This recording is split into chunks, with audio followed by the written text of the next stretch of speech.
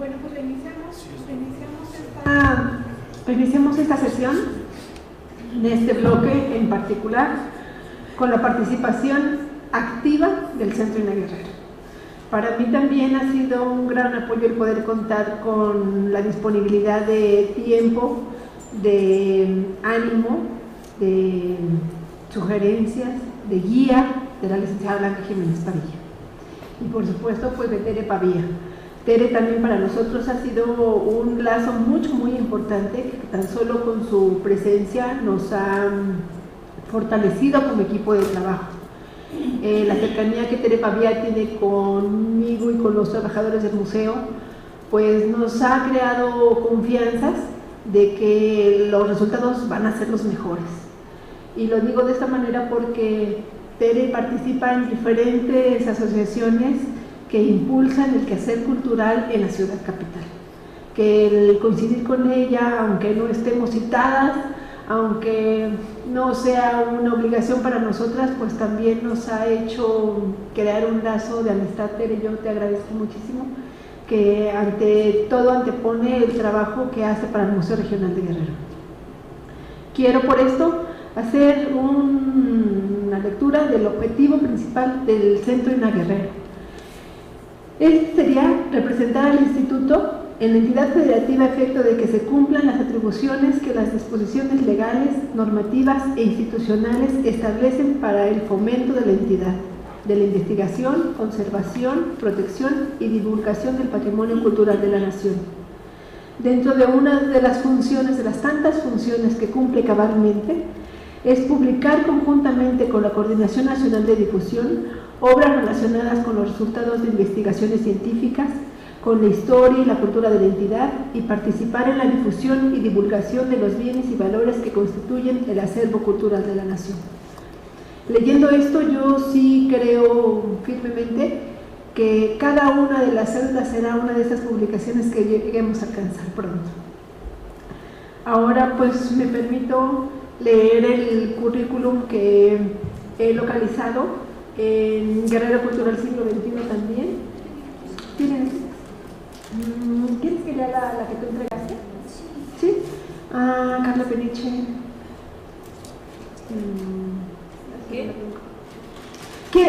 Tere quiere que lea yo la semblanza que ella misma preparó, porque yo la que tengo está tomada de Guerrero Cultural Siglo XXI, que también es muy extensa. Es extensa, Tere, tu actividad es importante para todos. Sí, siempre.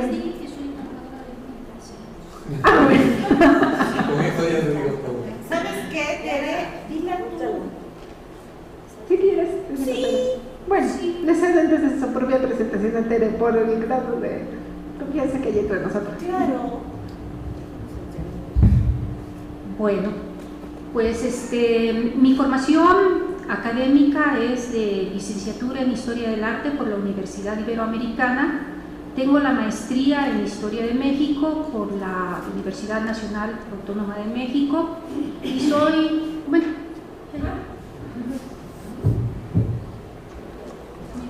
no, está sintetizada. La leo entonces. María Teresa Pavía Miller es licenciada en Historia del Arte por la Universidad Iberoamericana, maestra en Historia por la Universidad Nacional Autónoma de México y candidata a doctora en Historia también por la propia universidad. Trabaja en el INA desde 1978, primero en el Museo Nacional de Historia, en donde participó en la reestructuración de las 7 salas permanentes, entre 1980 y 1982, en la elaboración de guiones temáticos de 14 exposiciones temporales, en la guía oficial de 1984 y en 5 catálogos de exposición. A partir de agosto de 1989, está adscrita al Centro Ina Guerrero, dedicándose principalmente a la investigación histórica, sobre la que ha impartido más de 50 conferencias y ponencias, y ha realizado más de 40 publicaciones entre artículos, ensayos y libros. 2 de sus estudios recibieron reconocimientos nacionales: el edificio del Museo Regional de Guerrero, su historia, arquitectura y pinturas murales, fue acreedor al premio INA 1992, Francisco de la Maza. mientras que Anhelos y Realidades del Sur en el siglo XIX, Creación y Vicisitudes del Estado de Guerrero, 1811-1867, recibió una mención honorífica en el 9º Premio Banamex Atanasio G. Saravia, de Historia Regional Mexicana 2000-2001. Asimismo, en Guerrero ha participado en la realización de 6 guiones temáticos de exposiciones como la insurgencia suriana y Entre escalas y coordenadas, cartografía histórica del Estado de Guerrero, orgullosamente puestas en el Museo Regional de Guerrero. Presenta 2 guiones, La última parte del dominio español y La sala del siglo XIX en esta ocasión. Bueno, gracias y comenzamos. A mí me va a tocar exponer lo que se estamos proponiendo de guión temático para 2 espacios del museo. Uno es la última parte del dominio español, específicamente el siglo XVIII, las reformas borbónicas, y la otra es la sala del siglo XIX, que abarca desde 1810, en que inicia la Guerra de Independencia, hasta 1910, en que termina el gobierno de Porfirio Díaz. Este es uno de los primeros puntos que quiero resaltar. Cada quien estamos poniendo los títulos que queremos. Yo creo que en algún momento nos tenemos que reunir para armonizar todos los títulos y que tengan alguna personalidad. En principio sería un subtema y el segundo sería toda una sala con varios temas.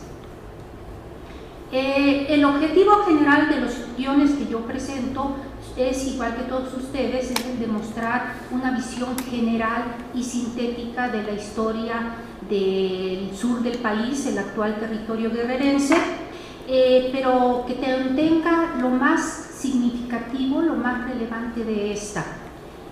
Otro de los objetivos, aquí lo pongo como particular, pero no es tan particular, es que este discurso histórico que se presenta en el museo sea a partir de lo que ocurrió en el que ahora es el estado de Guerrero, pero que no se muestre de manera inconexa, sino que podamos ver las relaciones, diferencias, contradicciones que tienen con el devenir histórico de otras partes del país y, si es necesario, de otras partes del mundo. Yo me propuse como hilo conductor la territorialidad.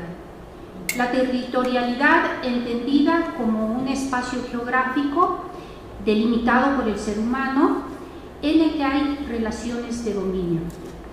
Pero sobre todo el concepto, que es un concepto muy complejo y muy amplio, el de territorialidad, sobre todo lo que yo me estoy acotando es a su connotación geopolítica, es decir, delimitaciones espaciales que ponen los poderes dominantes con el fin de, los poderes establecidos, no dominantes, con el fin de definir sus zonas de actividad e influencia o las zonas que ellos pretenden que sea de su influencia. Bueno, ahora vamos a empezar. Esta es una introducción para todo el trabajo que yo estoy empezaremos con la primera parte,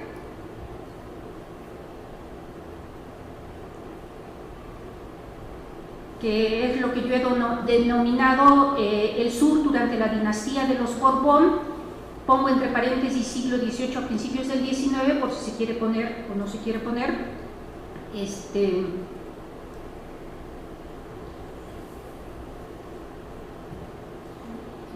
La síntesis temática de lo que se va a presentar. En 1700 muere el último rey español de la familia de los Habsburgo y empieza a gobernar la familia de los Borbones. El primero fue Felipe V, y estos Borbones llevan a cabo un tipo de gobierno que se ha denominado despotismo ilustrado.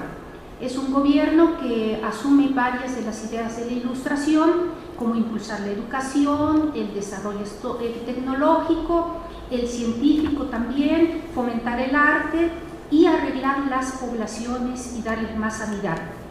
Pero también es un gobierno muy preocupado por la eficiencia. Algunos autores les dicen que son gobiernos tecnócratas, que muy autoritario, muy preocupado por centralizar el poder en la corona, que estaba muy disuelto. De hecho, es racionalista y sobre todo muy preocupado por el avance material y por ampliar su base fiscal. Cualquier semejanza con la actualidad es pura coincidencia. Bueno, en la primera mitad del siglo, estos Borbones se dedican a investigar qué necesitan cambiar para promover, para ampliar su base fiscal, para tener mayores recursos. Y a partir de la segunda mitad del siglo XVIII empiezan a implantar una serie de reformas en Nueva España, tanto administrativas como fiscales, militares y comerciales. Y su objetivo primordial es controlar sus dominios en América y recabar más impuestos. Entre estos, los que vamos a mencionar es que hubo un poco de mayor libertad de comercio, hubo una protección a la minería porque era considerada la actividad principal de la Nueva España y de hecho la corona española fue aumentando su recaudación porque aquí en Nueva España aumentó la población, en el sur de Nueva España también aumentó y hubo más producción, pero como se la pasó todo el siglo envuelta en diferentes guerras, pues el dinero no le alcanzó.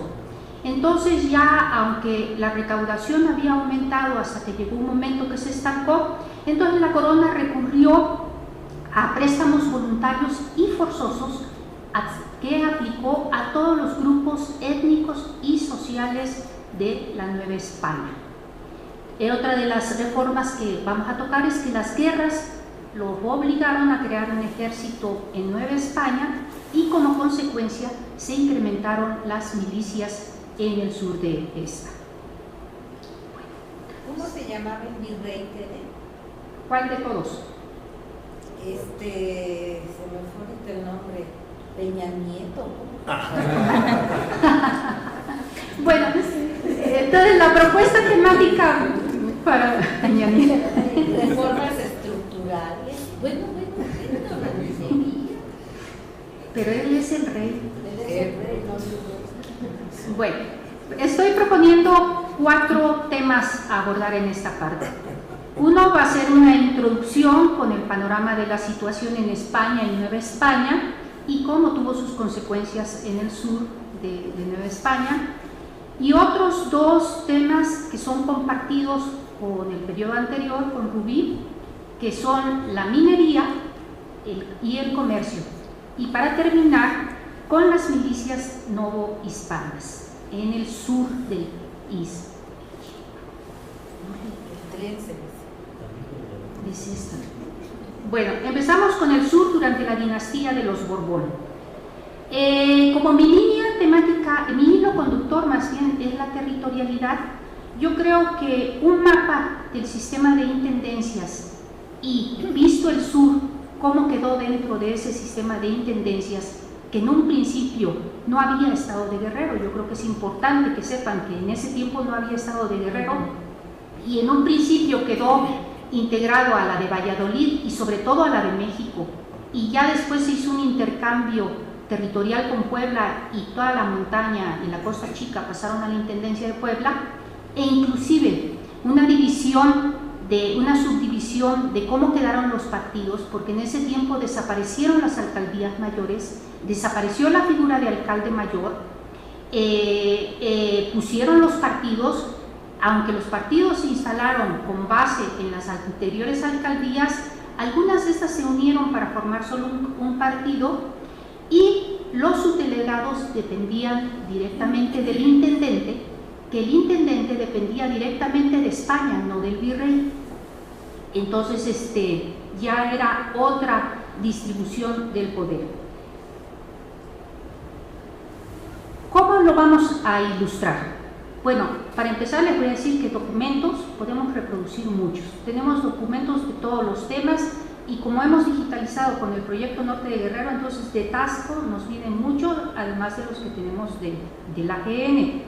Entonces tenemos muchos de las disposiciones que se mandaron para ser más eficientes en la recabación de impuestos.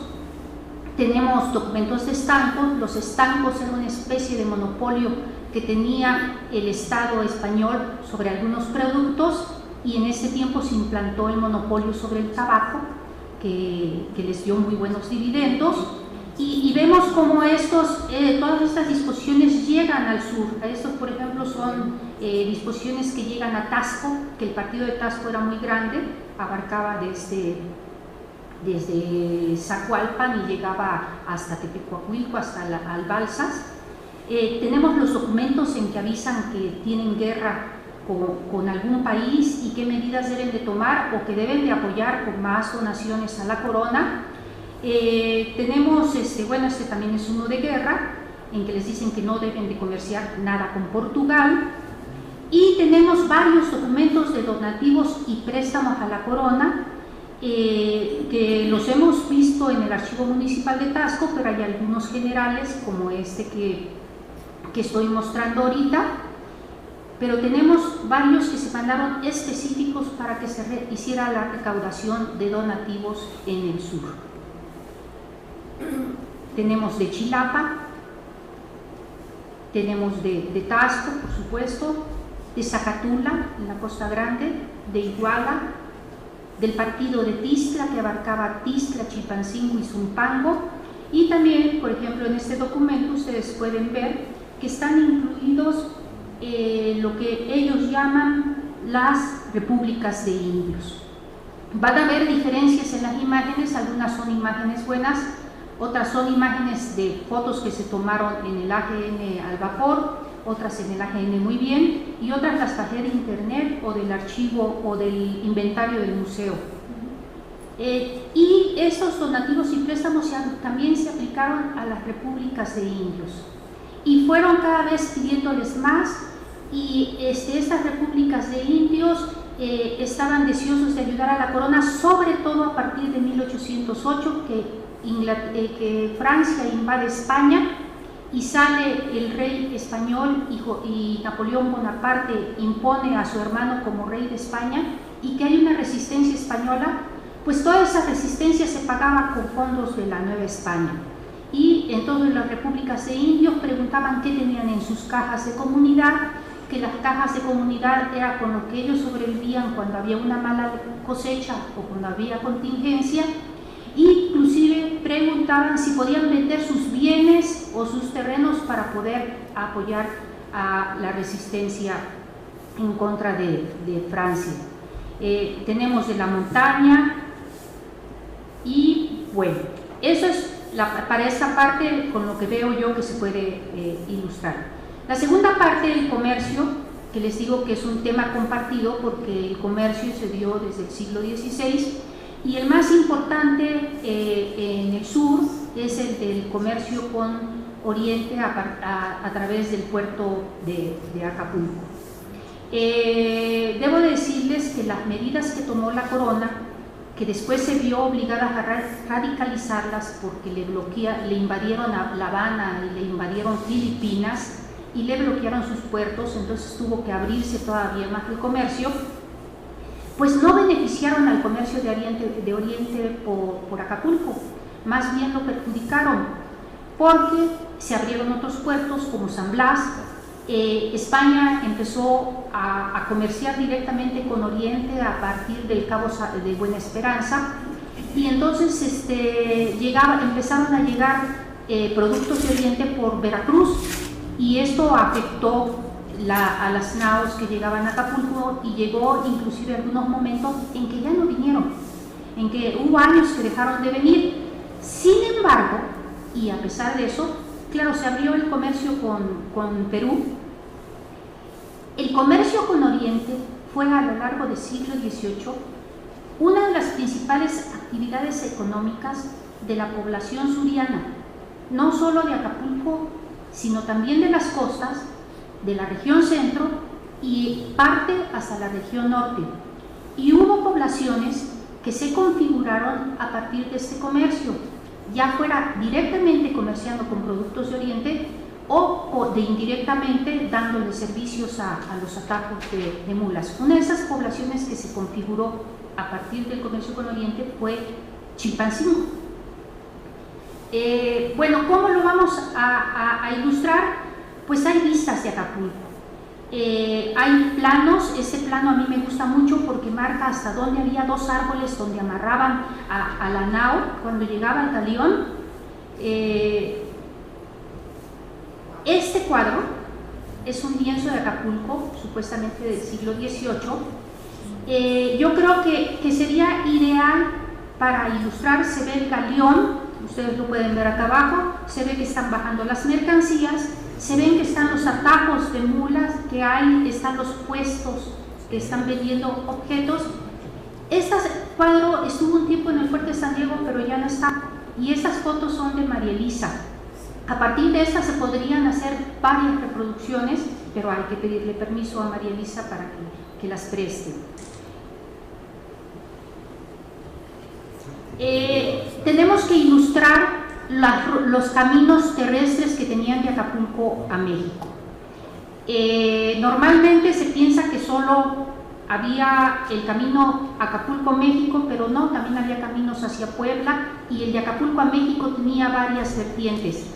Ese plano no lo he hecho, habrá que hacerlo. De entrada, esta plano está, no me decido todavía si irá aquí o va a ir en la Revolución de Insurgencia. Ahorita les voy a decir por qué. El norte está hacia el lado izquierdo, lo que está arriba es el oriente. Acapulco está aquí, donde se lo estoy señalando, aquí está el galeón, y aquí está marcada la ruta que seguía el comercio con Oriente. El de cartografía no viene ahí. Los planos de cartografía de la exposición venía un corte de territorios del Golfo.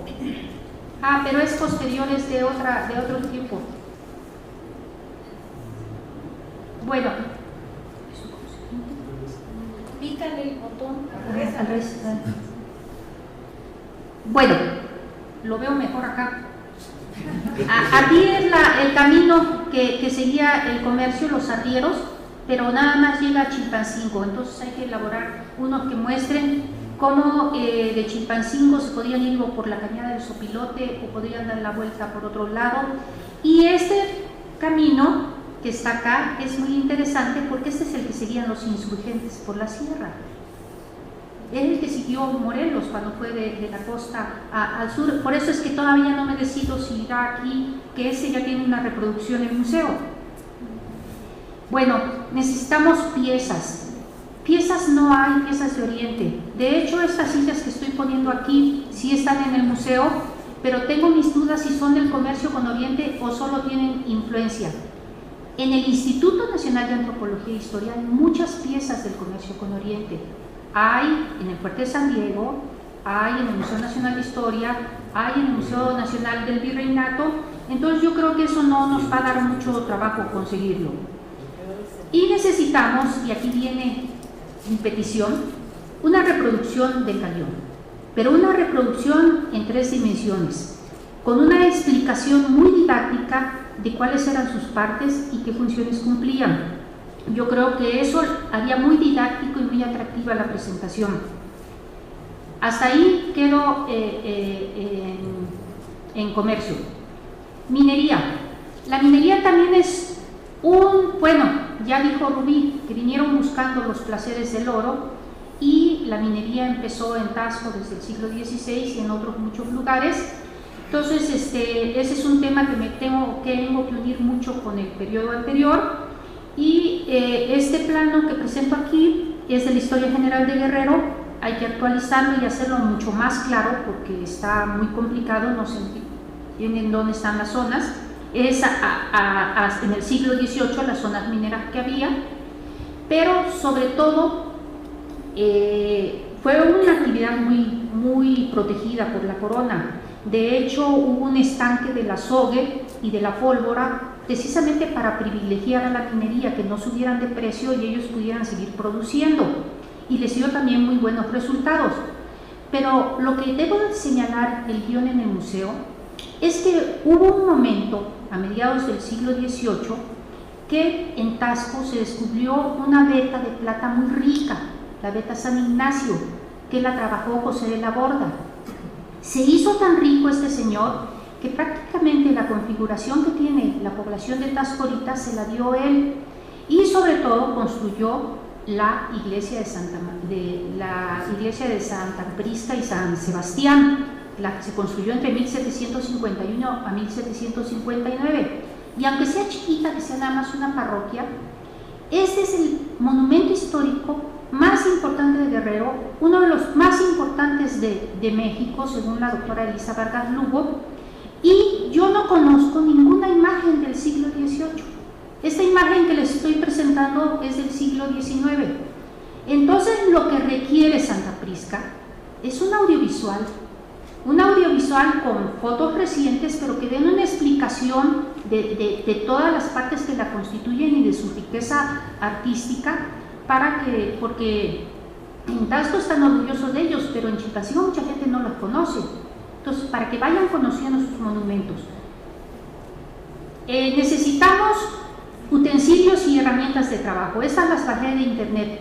No tenemos, y yo creo que se pueden conseguir todavía en Taxco. Y además una explicación didáctica de procesos de trabajo. Aquí es otra cosa que yo creo que ya debemos de aterrizarlo, porque nosotros no somos especialistas en todo.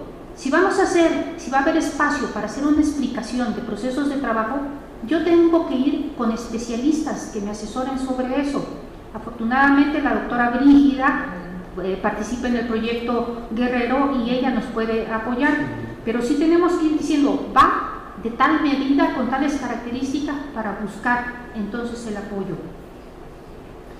Tenemos haciendas de beneficio. Estas fotos también se las tomé a la doctora Brígida, son de la hacienda de San Juan Bautista, que ella dice que es una joya porque todavía presenta los lavaderos como estuvieron en ese tiempo, que yo creo que de estos podemos poner también imágenes actuales de varias haciendas de beneficio minero, pero también poner procesos explicativos de que para qué hacían en qué determinadas partes, para que vayan, además de conociendo la riqueza que hay todavía en testimonios históricos, pues que lo vayan apreciando y sepan para qué servían.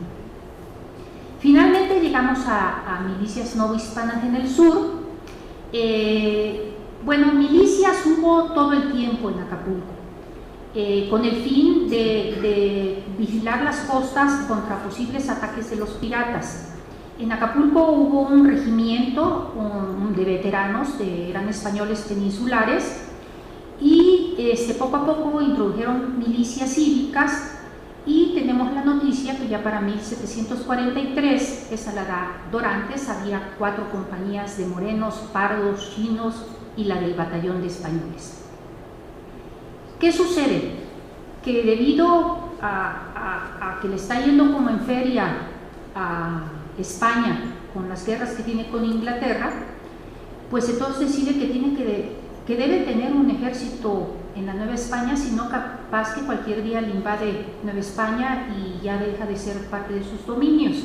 Entonces en 1765 se implanta el ejército novohispano y lo quieren hacer de soldados profesionales de carrera, pero como siempre están en déficit financiero, finalmente el ejército novohispano termina siendo en su mayoría de milicias cívicas, es decir, de civiles que periódicamente se reúnen a hacer ejercicios militares, aprender a usar las armas, aprender algo de disciplina y estrategia militar, pero que no están acuartelados, pero que en cualquier momento que se requieran, ellos pueden ir a apoyar.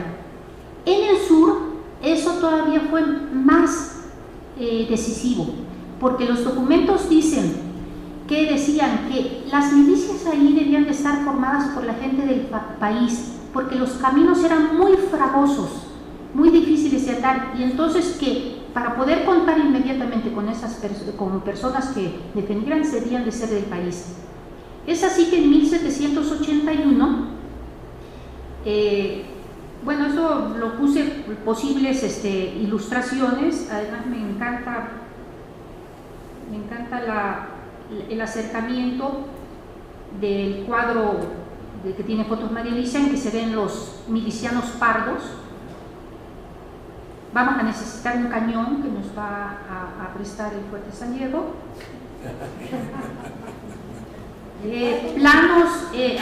Planos, bueno, Fuerte de San Diego no va a necesitar un plano. Fuerte de San Diego necesita una maqueta. El plano, pero las maquetas. Vistas de Acapulco, que pueden ser de Malaspina, que estuvo precisamente en el periodo. Y en 1781,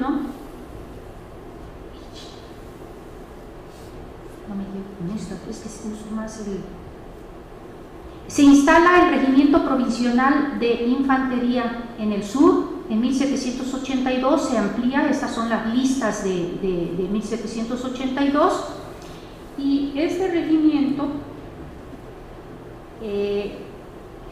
aprovecho para decirles que varios de los planos están hechos por mí, entonces no tienen todos los requisitos cartográficos necesarios, entonces sí vamos a necesitar definir cuáles van a ir para solicitar el apoyo y que se hagan correctamente.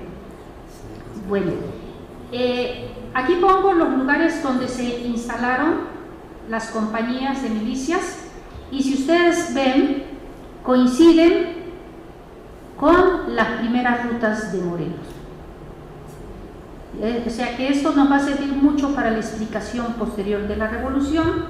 Y después vemos que en estas milicias varios de sus principales, de sus integrantes eran Leonardo Bravo, Hermenegildo Galeana, Miguel Bravo, Ignacio Ayala, y algunos que después no fueron insurgentes, pero que eran familia, como Juan Pedro Guerrero.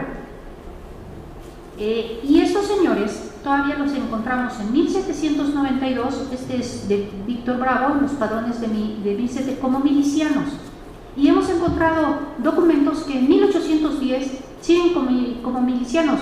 Es decir, que en el sur las milicias, por un lado, no tomaron una parte de la población como eran las ordenanzas, tomaron a toda la gente que pudieron meter, tomaron de todos los grupos sociales.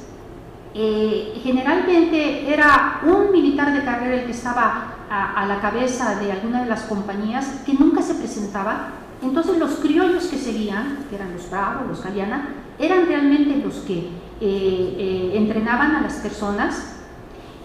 Además, como necesitaban a toda la gente, entraron todos los criollos que pudieron, entraron todos los afrodescendientes, porque además a ellos les eximían del tributo que tenían que pagar todas las castas, e inclusive los indios, porque hay un documento en que si hace uno el cálculo de población que tenía Zumpango en ese tiempo y de los que están en milicianos, toda su población adulta estaba en la milicia, en la compañía que tenían en Zumpango.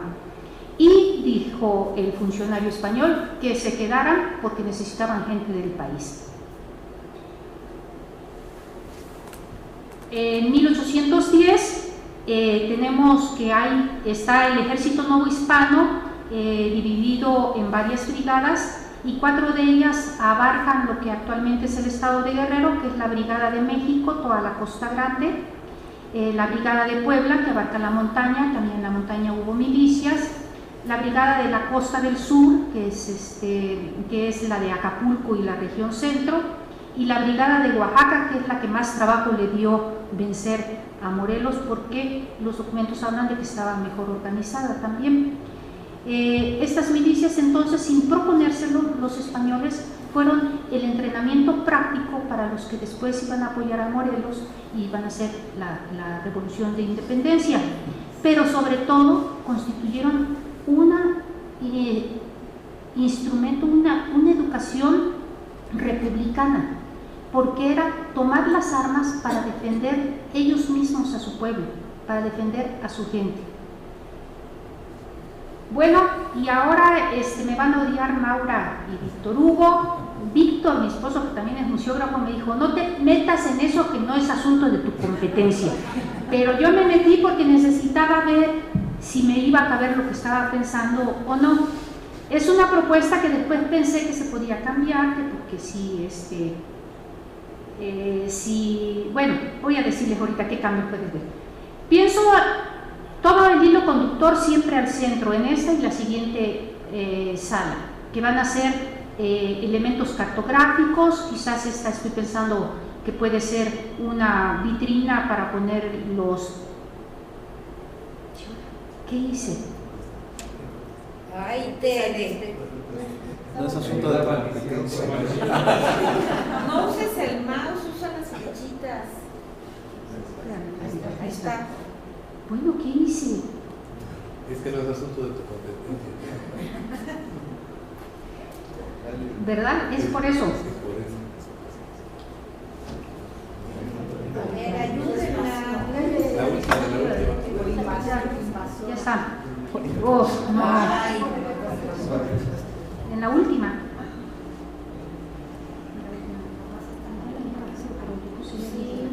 Ah, bueno.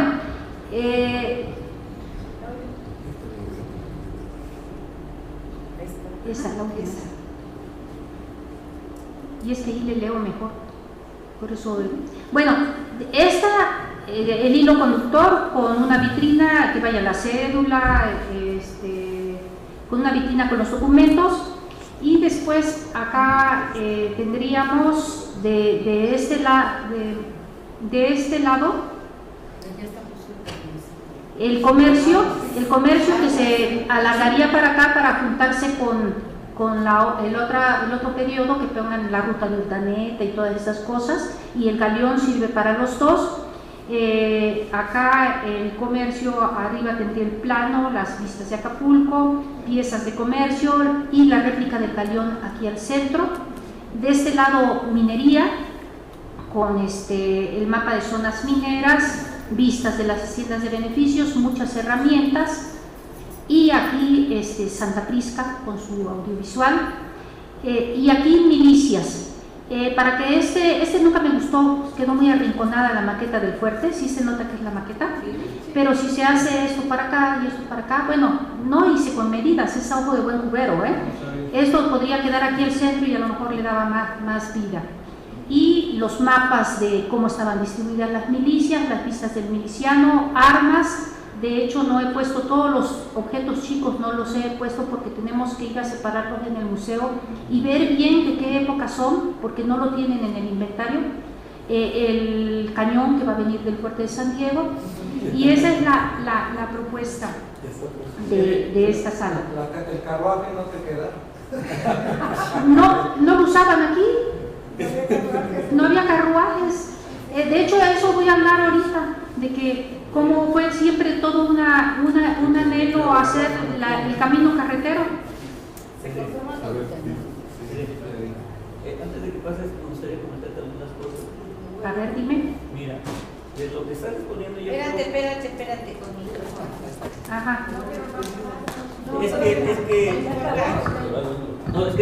es que yo de acuerdo con lo que planteé de hacer en lo que le toca a ella, hay muchas cosas que se pueden empezar a ver desde mi periodo, y es cuestión de ponernos de acuerdo.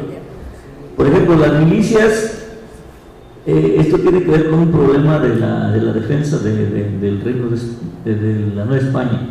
Los que se encargan primero de la defensa son los encomenderos, pero la encomienda pierde importancia a fines del siglo XVI, y empezando el siglo XVII empiezan las milicias. Y las milicias, originalmente, los indios no tenían que prestar servicio miliciano, solamente los indios del norte, los que estaban en la zona chichimeca. Inclusive desde el siglo XVII hay hasta varios libros escritos sobre eso. Pero en la zona, el resto de la Nueva España, nada más son los que pueden prestar servicio militar, son los españoles, los descendientes de españoles, pues, no los indios, porque los españoles piensan que si les enseñan a pelear pueden ser peligrosos. Ahora, en Acapulco se hace se hace la alcaldía mayor, y ya después, cuando se empieza la nao de China, allá como 1571, cuando ya se empieza a poner en forma, no cuando regresa a Urdaneta, entrando al siglo XVII, al alcalde mayor de Acapulco le amplían la jurisdicción. La alcaldía mayor de la Mina, supongo, la divide, y la jurisdicción del alcalde mayor de Acapulco la manda hasta el río Balsas, y en Chilapa la une con Tlacozautitlán, y eso no es la alcaldía mayor, y empieza a haber milicianos Y la presencia de los milicianos es un servicio militar que tienen que prestar los súbditos del rey, menos los indios. Y los que no puedan prestar ese servicio militar tienen que dar un dinero, tienen que mantener un caballo. Pero todos los oficiales de los milicianos son asalariados. Consecuentemente, los Bravo han de haber llegado como milicianos y eran asalariados por el Estado español. Ahora, está prohibido que los españoles se asienten en pueblos indígenas. Y se empezaron a asentar en Chilpancingo, en Zumpango y en Tizla, negros, pardos, mestizos. Y hay un documento de Tizla donde los indígenas están diciendo, le mandaron una carta al virrey solicitando que saquen a esas personas, que porque está prohibido por cédulas reales que estén asentados indígenas, por gente no indígena en pueblos de indios. Y les contestas y les dicen, en los lugares de las fronteras está permitido, porque esta es una frontera. O sea, porque esa gente iba a prestar servicio militar a Acapulco. Entonces, a partir del siglo XVII se empiezan a asentar gentes que no son indígenas, y son 3 pueblos los que van a tener esos asientos: es Zumpango, Chilpancingo y Tizla. Y hay un documento de 1717 donde se están regularizando la tenencia de la tierra de los solares de esta gente que no es indígena. Y ahí están diciendo, yo este solar lo tengo, se lo compré a mi suegra, pues ya se había casado con una indígena, o se la compré con una tal, y empiezan a establecer los solares. Y Chilpancingo era un calpuli. Chilpancingo se separa el 30 de agosto de 1693, se separa de Zumpango. Como era un calpuli, nunca le hicieron la traza Chilpancingo, la traza española. Y como se separa el 30 de agosto de 1693, entrando el siglo XVII, con Tere pensamos que quien hicieron la traza de Chilpancingo fueron los Bravo. Y es curioso porque el documento 1791 no se habla de barrios, se habla de cuarteles. Y este rollo de los cuarteles es una cosa de los Borbones. Entonces Chilpancingo, el documento dice claramente, son dos cuarteles, y los nombran. Y todo el centro es de los Bravo. Lo único que no era de los Bravo es la iglesia.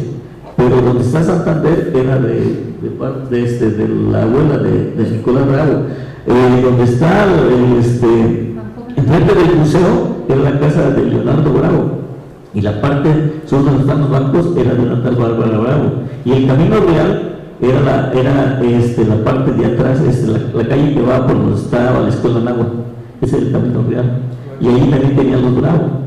O sea, ellos han de haber trazado eso, el Chilpancingo, y por eso se habla de cuarteles. Allá mis paisanos andan diciendo tal lugar y medio que desde que se fundó Chilpancingo eran 4 barrios. No es cierto. Cuando yo viví cuando yo me bajé del cerro, del bordo, 1693, no, cuando yo me bajé a vivir en 1955 a donde vivo, el barrio de Santa Cruz no existía. Entonces, mis paisanos han inventado un montón de cosas que no son ciertas. Entonces, ahí nos podemos ligar, pero también nos podemos ligar en cuanto a las repúblicas de indios. No es que este es otro rollo un poquito más largo, porque las repúblicas de indios originalmente la base es el señorío indígena, pero después se van separando y aparece un fenómeno que se llama la comunidad indígena. Y ahí entra lo que decía Samuel de los famosos documentos estos, los primordiales. Cuando empiezan a dividir, cuando empiezan ya a definir los territorios, y es cuando entonces aparecen esos documentos que dice Samuel, de los famosos primordiales, que inclusive a través del códice Azoyú ya están marcadas ciertas mojoneras, pero esa parte del códice Azoyú no se hizo en 1665, en el siglo XVI lo hicieron hasta después, y lo usaron ese documento para justificar cierta propiedad. Y hay otras cosas que hay que explicar de esto. Entonces nos podemos relacionar en cuanto a las repúblicas de indios, nos podemos ver todo el proceso a lo de las milicias, y ¿qué otra cosa estaba viendo? Son más. pero lo platicamos con más detalle, ¿no? Porque sí hay cosas que se pueden... Sí, de hecho yo le mencioné comunidades o repúblicas de indios porque lo dice el documento. A mí lo que me interesaba resaltar era la donación, le estaban dando donativos. Bueno, eso no, los Bravo no he encontrado evidencia que llegaran como milicianos. Llegó Joseph Bravo de la Fuente como yerno de un miliciano, Felipe de Barrera, pero él era funcionario. Y es que ese es otro de los procesos que hay con los Borbones. Quitan a los funcionarios que habían comprado su puesto, que se los habían dado como concesión, sobre todo a los alcaldes mayores que tenían un tipo de comercio, de acaparamiento de la compra, eran intermediarios de venta, y mandan funcionarios mejor preparados directamente de España, que no tengan arraigo en Nueva España para evitar contubernios y que todo se vaya para allá. Y a Joseph Bravo fue el administrador del estanco de naipes. Sí, pero los oficiales son los italianos. Sí. Deben cambiar. Y otra cosa que le faltó... Los Bravo estaban en mayor número que lo que permitían las ordenanzas, porque en una familia solo entraba un integrante para que los otros pudieran sembrar y producir, y ellos estaban prácticamente todos. ¿Por qué? Porque eso era un prestigio, era un nombramiento dado directamente por la corona, y le sirvió, además de tener cierta autoridad sobre el resto de la población, para tener contacto con las otras compañías de milicias. O sea que fue una preparación muy gruesa para la insurgencia. Sí, de los alcaldes mayores están vinculados al consulado de la Ciudad de México. Ellos les prestaban dinero y luego los hacían sus emisarios. Ahí también podemos relacionar. Sí, y eso viene las reformas borbónicas a quitarlo. Sí. Bueno, ahora seguimos con la otra sala y voy a ser un poco más rápida. Bueno, salimos de la sala acá, supongo que así va a ser la entrada como era normalmente, pero no estoy segura. Aquí se van a tratar 4 temas también. La lucha por la independencia en el sur de 1810 a 1821, otro muy grande que yo he llamado la lucha por la autonomía del sur de 1811 a 1867, uno más que es el Estado de Guerrero en la República Liberal, y un tema que puede ser movible, que son los quehaceres económicos de los surianos. ¿Qué veo yo? En esta sala el hilo conductor es mucho más claro para partir de los hechos locales y poderlos relacionar con los hechos que pasaron en el ámbito nacional. Entonces, por ejemplo, la provincia de Tecpan nos va a permitir hablar de toda la guerra de independencia. La Capitanía General del Sur nos va a llevar a hablar de por qué Vicente Guerrero se alió con Iturbide y por qué después se levantó junto con Nicolás Bravo en contra de él. El sur, repartido ya en 3 entidades, nos va a permitir hablar cómo fue todo el proceso de conformación de México como nación independiente y por qué fue necesario que no se estableciera un estado de Guerrero cuando se hizo la Constitución de 1824, aún estando Vicente Guerrero y Nicolás Bravo en la dirigencia nacional. Bueno, ahí se va a poder hablar de eso. El departamento de Iguala y el departamento de Acapulco nos van a permitir hablar de cómo se pasa de una república federal a una república central, y además, como eran territorios que además de que guardaban intereses que venían desde la guerra de independencia y quizás desde antes, pero también tenían ya otros intereses netamente económicos, puede ser aquí un buen lugar para hablar algo sobre los quehaceres económicos. Después, la creación del Estado de Guerrero nos va a llevar, como fue interferida por la intervención norteamericana, pues podremos hablar de la intervención norteamericana. Los intentos separatistas que hubo en 1853 fueron una de las causas de que a Juan Álvarez y otros surianos se levantaran en la revolución de Ayutla. Entonces de ahí vamos a hablar de eso. Y los territorios de Iturbide y Bravo de la Guerra de Reforma, los departamentos de Iturbide, Guerrero y Acapulco de la intervención francesa, todos estos eran intentos de desmembración del Estado de Guerrero hasta llegar al intercambio territorial con Michoacán, que fue una de las definiciones territoriales, la última más significativa, porque me dicen que hasta la fecha no está definido bien los límites territoriales del estado de Guerrero. Bueno, pues la lucha por la independencia tiene varias subdivisiones. Tenemos que hablar, bueno, lo que se conoce ahora de la guerra de independencia en el sur es mucho más avanzado de lo que se conocía hace poco más de 20 años. Y yo creo que aquí va a tener muchos cambios en el discurso del que tenía el anterior discurso. Tenemos que hablar del grito de Dolores, porque Miguel Hidalgo es el que mandó, no un enviado al sur, mandó varios enviados no a levantar en armas, sino a recoger todo el discurso y la exaltación que había a favor de la independencia. Entonces yo propongo, en esta parte va a estar la provincia de Tecpan, aquí el inicio. En esta parte vamos a hablar del inicio de la guerra de independencia, en el que se va a marcar muy bien cómo no fue nada más Morelos, sino que hubo una incursión insurgente también en Miguel Hidalgo por el partido de Tasco, uno de ellos inclusive era minero, y había ya en toda la Tierra Caliente una gran exaltación. Después pasamos a hablar de la insurgencia suriana, y lo vuelvo a repetir, Morelos era un gran líder, una persona muy sensible, con mucha visión, pero no era el estratega militar. Su fama de estratega militar se la debe precisamente a los Galeana, a los Ávila, a Ayala, a los Bravo, a todos los insurgentes surianos que junto con él hicieron la estrategia de guerra más exitosa de toda esa primera parte de la lucha independentista. Ya nada más le ganó la del ejército trigarante.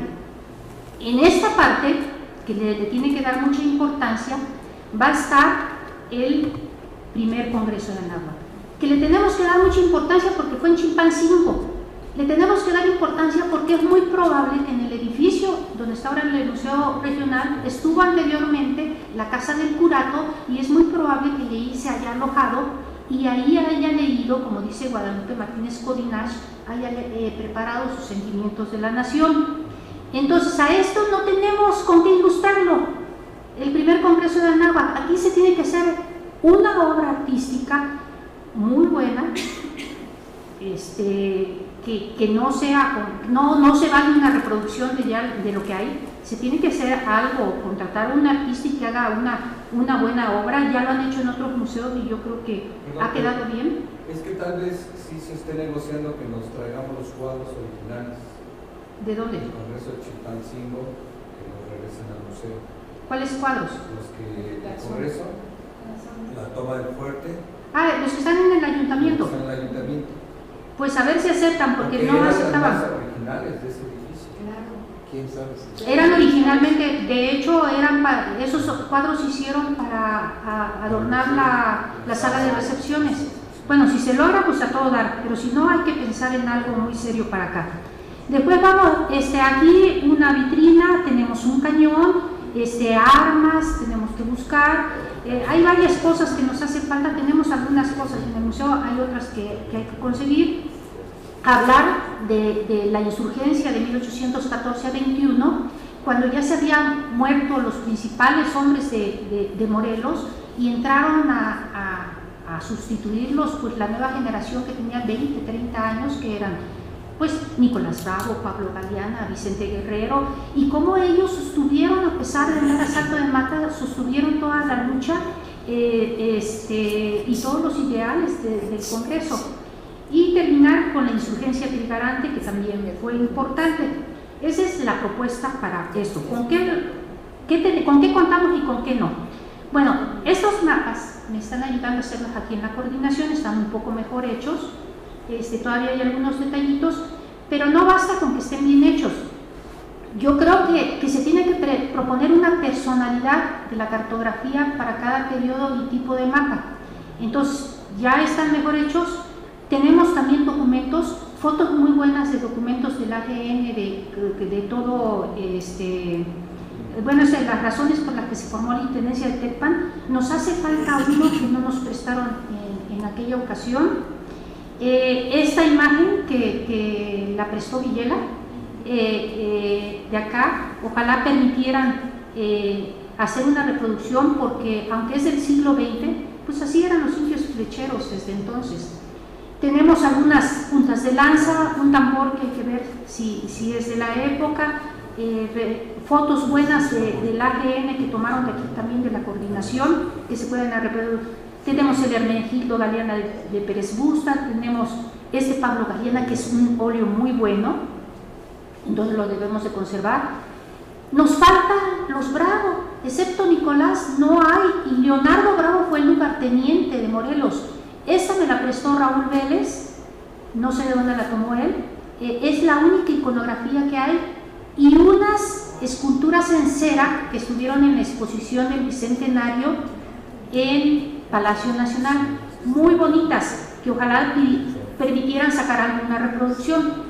Tenemos fotos de la casa que son del siglo XX, pero no cambió mucho, algo se puede hacer.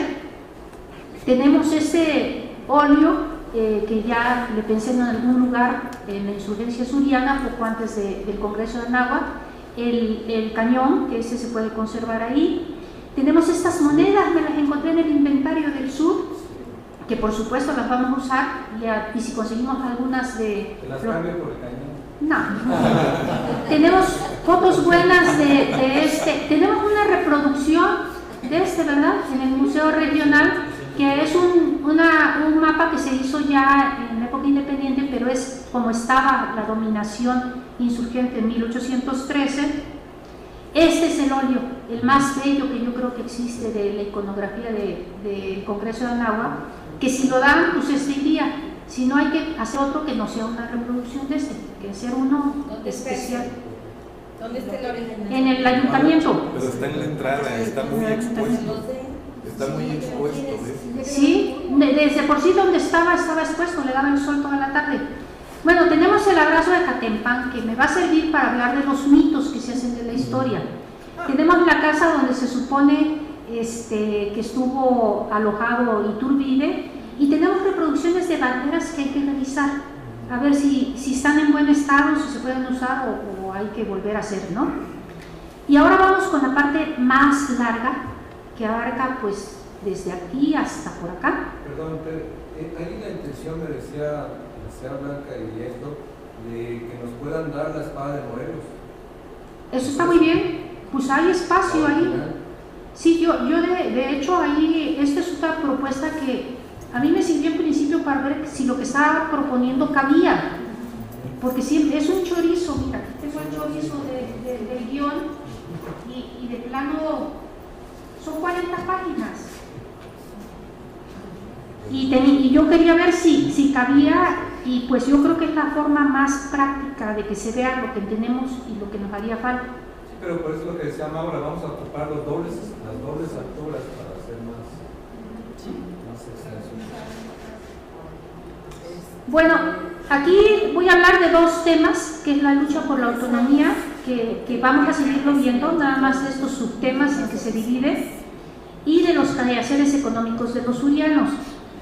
Como yo propongo, es que en esta parte vaya la Capitanía General del Sur. La capitanía es la cartografía, y aquí abajo en la vitrina pues ver qué ponemos. Pueden ser armas, pueden ser reproducciones de documentos, hacer reproducción de algún uniforme, ahí como se prefiera, puede ser o ya del México independiente, o puede ser de la Guerra de Independencia, o pedir que nos den un uniforme.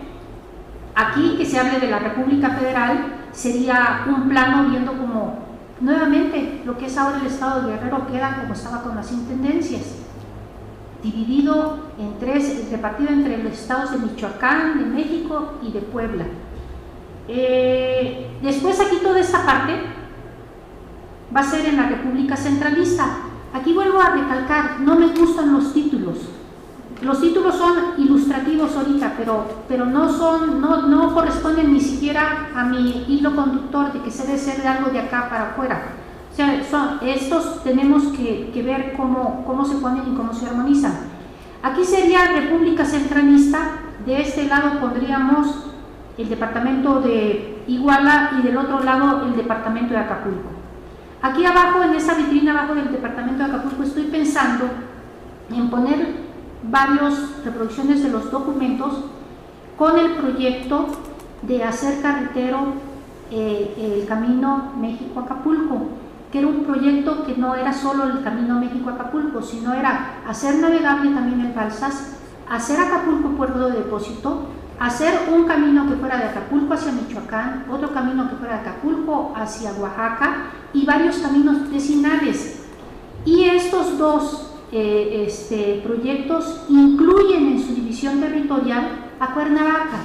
Es decir, que la idea era impulsar la comercialización a través del puerto de Acapulco, mucho del azúcar, que toda la región centro fue azucarera, y el azúcar de Cuernavaca, y también la producción de algodón que estaba en las costas. Por eso propongo que estas partes de acá sean de producción de quehaceres económicos. La producción de azúcar acá, aprovechando los molinos que tenemos, pero también, ahorita vamos a llegar, les voy a hablar más otras ideas que tengo. Necesitamos también herramientas y necesitamos muchas dioramas o explicativos. Y la producción de algodón y la ganadería acá.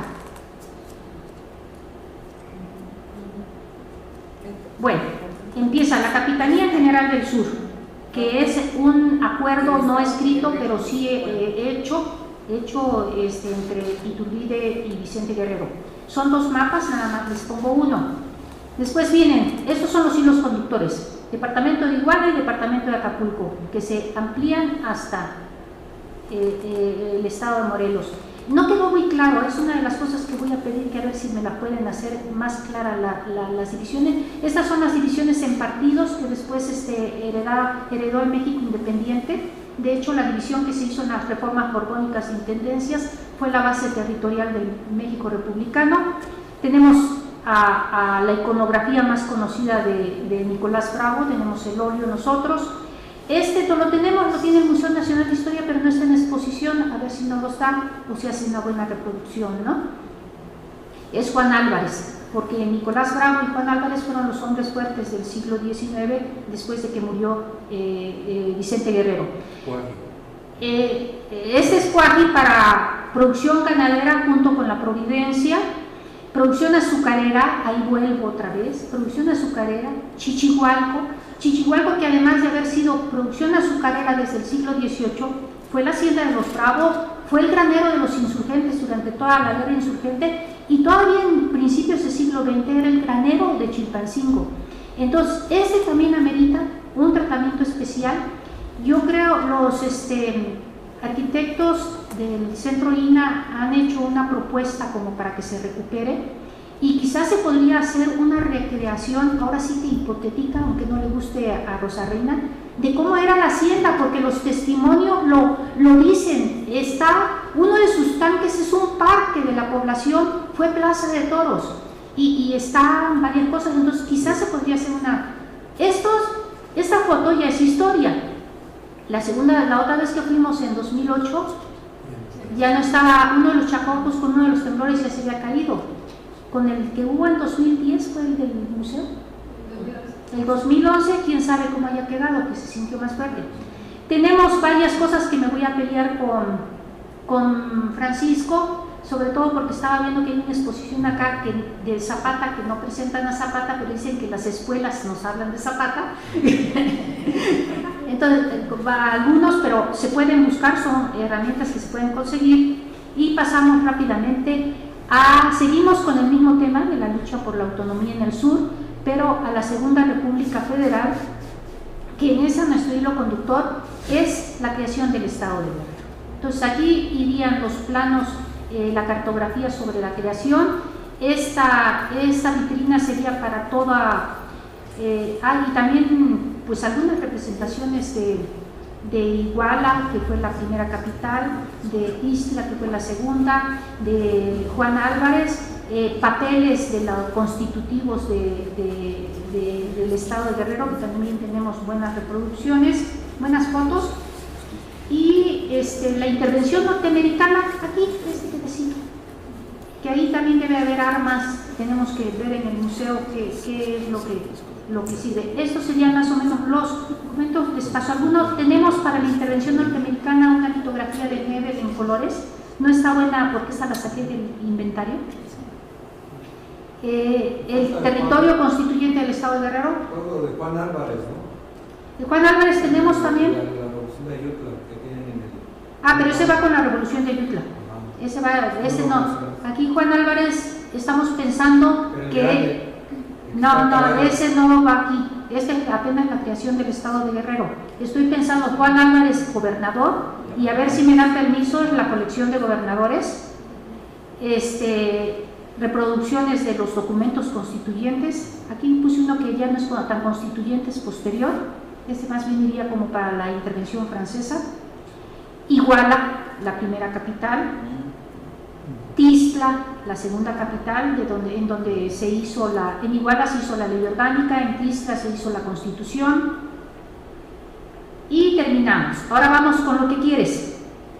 Los avatares del Estado de Guerrero, que empiezan con intentos separatistas de Ometepec y de Coyuca, y eso unido a que regresa Santana a gobernar el país y que quita los estados, los convierte en departamentos, que le quita la aduana, la administración de la aduana a Ignacio Comonfort, manda a llamar a Florencio Villarreal, comandante de la Costa Chica, y después le empieza una propaganda periodística en contra de Juan Álvarez hasta que renuncia Juan Álvarez a la gubernatura, se va, y después dice que con pretexto de que anda un pirata por el Pacífico va a meter ejército, y entonces ya se viene la revolución de Ayutla, que digo yo, la revolución de Ayutla fue para defender un proyecto político en contra de un gobierno tiránico, pero también fue para defender la integridad del Estado de Guerrero,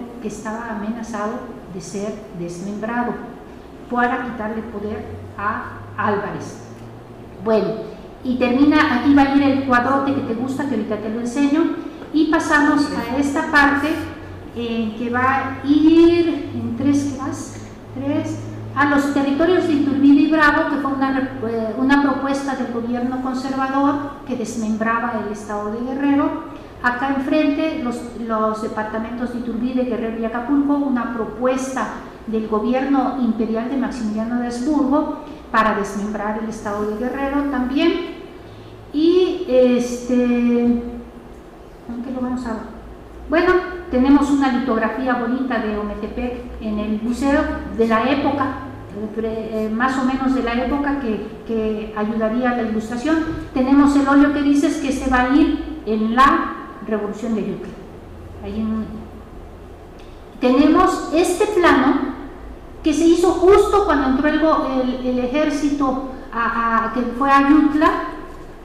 Lo hicieron este plano, es Ayutla justo en 1855 o 56, por ahí, 54 o 55, por ahí tiene la fecha. Tenemos ya una reproducción de él y lo vamos a poner, se hizo entre escalas y coordenadas. Estos son los territorios de Iturbide, de los territorios que aquí estos funcionaron, de hecho, durante la intervención, durante el gobierno conservador en la guerra de reforma de 3 años estuvieron funcionando, expidieron papelería, y estos son los otros territorios que son hipotéticas también las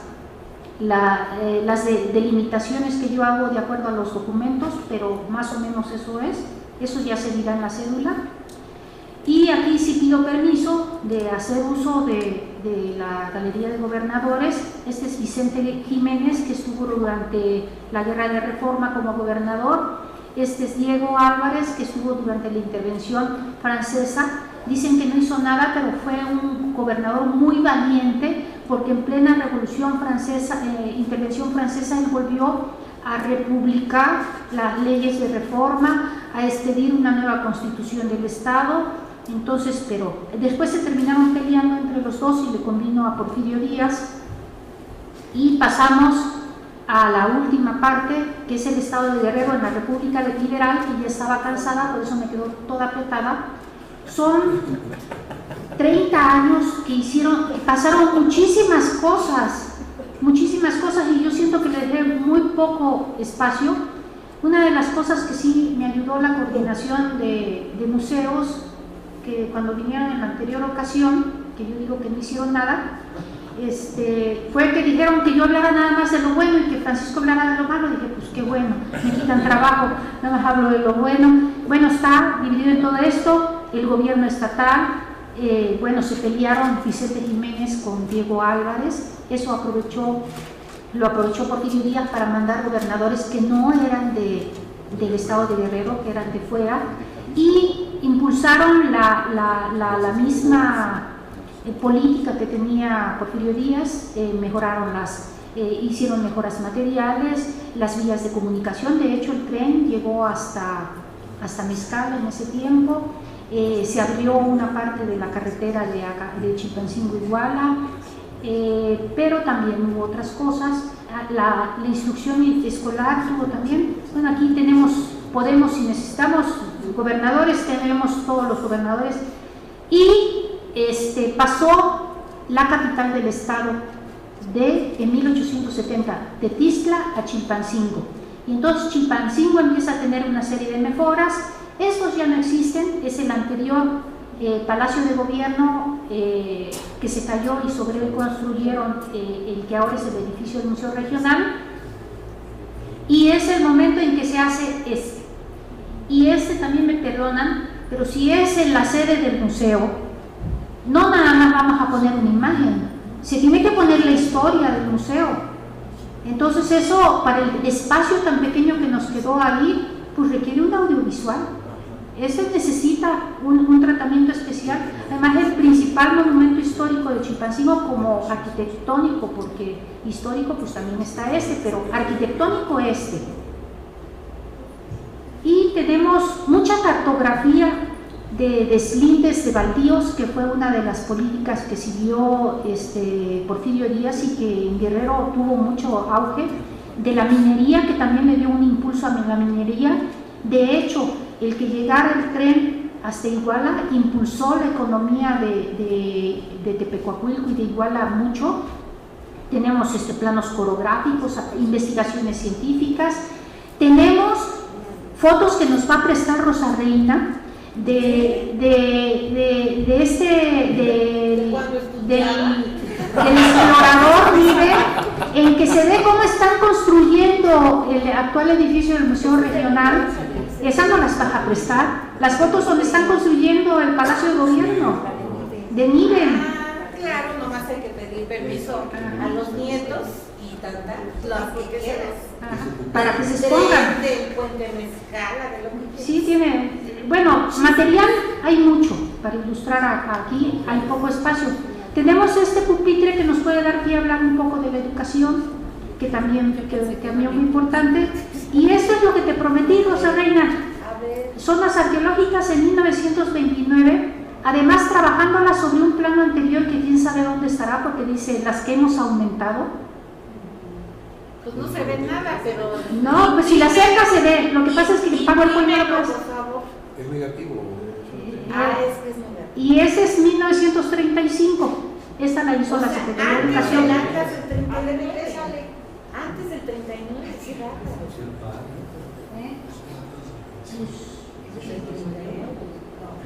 Esta es negativo, pero así la tengo, pues. Pero si la acercas, la foto en JPG la puedes ver bien. 1929. Y dice que están trabajando sobre algo, es un mapa de trabajo. Por acá dice, se aumentaron tales. Bueno, luego me lo pasas. Ajá. Y ese de 1935. No, un día de ociosidad me voy a poner a contarlos. Para que ya no me digan, antes solo tenían 100 y ahora 1000. Primero había como 130. Pues mira los que tenían. Sí, eran como 130. ¿Y ese ve cómo se ve aquí? Todos los reportaron 35. Mira cómo se ve esta parte. Acá todo, pero ve esto. Bueno, yo ya es todo. Esto fue para presumir. Bueno, gracias.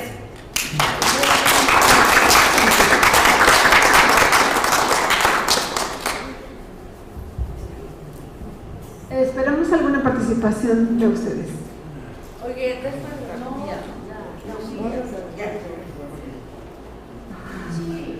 Juan José Plano. Solo una sugerencia. En la parte de las reformas borbónicas de la sala anterior, a lo mejor valdría la pena que reconsideraras el tema de las cofradías, sobre todo porque esa parte, el tema de las cofradías, te ayudaría a establecer un vínculo con las comunidades indígenas actuales, en términos de que las reformas borbónicas afectaron la autonomía de las cofradías, y las cofradías, igual que las repúblicas de indios y las casas comunitarias, normaban la vida comunitaria y festiva de las comunidades.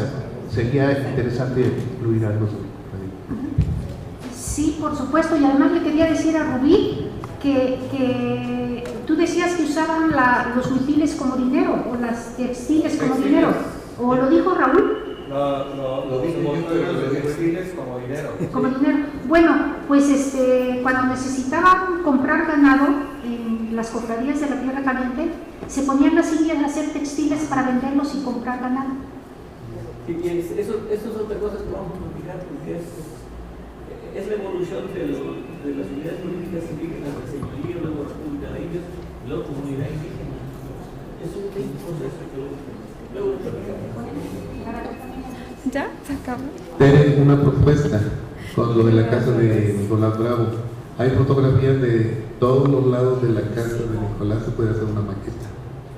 Sería muy interesante. ¿Del de adentro? ¿Cómo sería? ¿Tu mamá se acuerda? ¿Tu mamá? ¿Mi mamá se acuerda? Yo le pregunté y me dijo que sí se acordaba. Ah, pues aprovechar. Sí. Ahorita que todavía está bien, lúcida.